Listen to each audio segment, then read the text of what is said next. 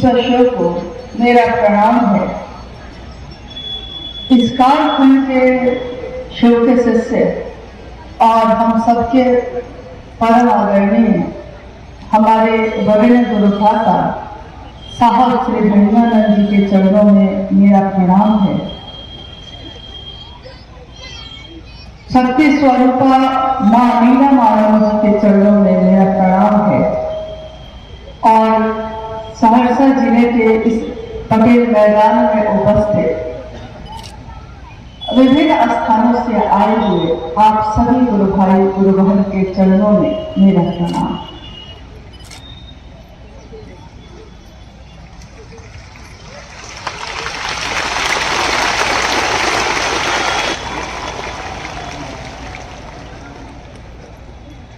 हम सबका परम सौभाग्य है कि अपने गुरु शिव के कार्य के हेतु इस स्थान पे आना हुआ और आज हम सब एक शिव गुरु महोत्सव का जो आयोजन हुआ है उसके हिस्से के रूप में आज हम सब बैठे हैं यहाँ।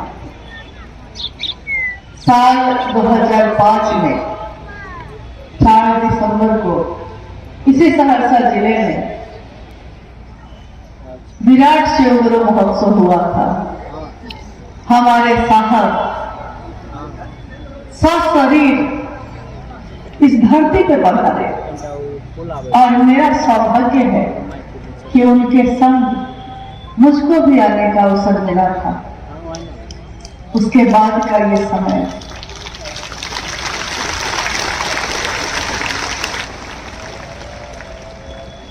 क्योंकि जिस जगह पे जिस भी स्थान पे शिव के शिष्य साहब महिमानंद जी शरीर में रहते हुए गुजरे हैं, रुके हैं, उस जगह को नमन है। जहां जहां चरण पड़े साहब के हर उस जगह को हम नमन करते हैं क्योंकि हमने शिव को अपनी इन आंखों से नहीं देखा, लेकिन वो शिव इतना नीचे आए कि हम उनको देख पाए, हम उनको सुन पाए और उनकी प्रेरणा से उसी शिव की तरफ चल सके। क्योंकि आज तक हजारों वर्षों से शिव की पूजा इस भारत देश में तो होती ही रही है। भारत के अलावा अनेक देशों में शिव की पूजा हुई है। कुछ वर्ष पूर्व दक्षिण अफ्रीका में हजारों वर्ष पुराना एक विशाल शिवलिंग खुदाई में निकला और लोग हतप्रभ रह गए कि शिव की पूजा एकमात्र शिव ही ऐसे हैं जिनकी पूजा पूरे विश्व में हर स्थान पे हुई समान रूप से। देवों के देव कहे गए वो महादेव, काल से परे, काल भी जिनसे डरता है, महाकाल।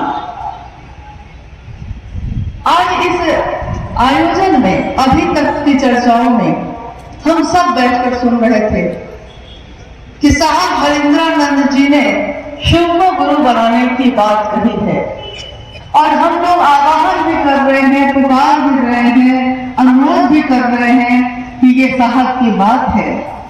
शिव को अपना बनाइए और अपना कैसे बना सकते हैं इसके लिए 3 सूत्रों का सहारा लीजिए। क्योंकि हम सबने अपने जीवन में जो समझा है वही हम दूसरों में बांटने की कोशिश कर रहे हैं, हम सब दिख रहे हैं लेकिन कर हम सब नहीं रहे हैं। क्योंकि जो भी काम हम आज कर रहे हैं यानी शिव गुरु की चर्चा करते हैं, अपने गुरु शिव से दया मांगते हैं, शिव की चर्चा करते हैं, शिव को नमन करते हैं, ये तीनों सूत्र को बताने वाले ये कौन है? क्योंकि जब तक हम किसी काम के, किसी चीज के महत्व को नहीं समझेंगे, हम ना तो उसके अनुसार काम कर सकेंगे और ना ही हमारे जीवन में उस काम का वो परिणाम आएगा जो साहब महिमानंद जी ने सपना देखा माँ नीलमानंद जी ने, जिसका अलख जगाया। जो अभी एक गुरुवान गा रही थी, साहब ने शिव शिष्यता बांटी शिव शिष्य के रूप में, और शिव शिष्य के रूप में दीदी नीलमानंद जी ने अलख जगाया।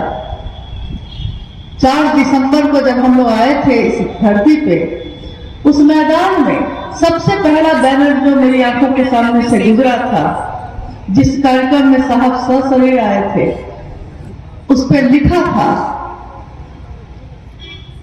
कि शिव गुरु कार्य के में चलने वालों के लौकिक कांटों को मैं छू लूंगी, छाया बनकर सदैव उनके साथ रहूंगी, बशर्ते गुरु कार्य में बेईमानी नहीं। और ये वाणी लिखी थी दीदी नीलमानंद जी की।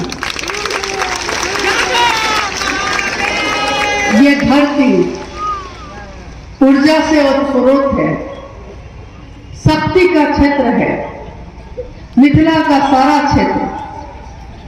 शिव तत्व की शक्तियां तो सारा जगत संचालित करती हैं, सिर्फ मिथिला ही थोड़ी, सब जगह को संचालित करती हैं। लेकिन आइए हम सब अपने स्थान पे बैठे हुए कुछ समय के लिए अपने मन को पूरी तरह अपने गुरु शिव के तरफ ले जाते हैं और कल्पना करते हैं, क्योंकि एक इंसान सिर्फ कल्पना कर सकता है। वो कल्पना कर सकता है कि समंदर कितना बड़ा होगा, लेकिन एक बार अपनी इन आंखों से पूरे समंदर को वो नहीं देख सकता। एक इंसान कल्पना कर सकता है कि कोसी नदी में कितना पानी होगा, लेकिन अपनी इन आंखों से पूरे कोसी नदी के पानी को वो एक बार में नहीं देख सकता।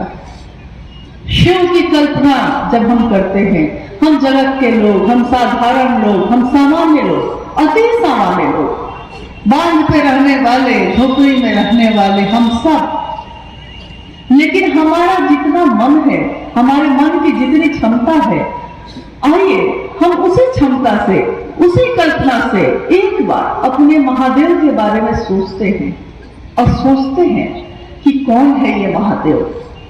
क्योंकि आज जिस महादेव की शिष्यता घर घर में व्याप्त है, जिसकी शिष्यता का दिया जल रहा है हर जगह, थोड़ा सा समझना होगा कि ये हम तक पहुंचे कैसे।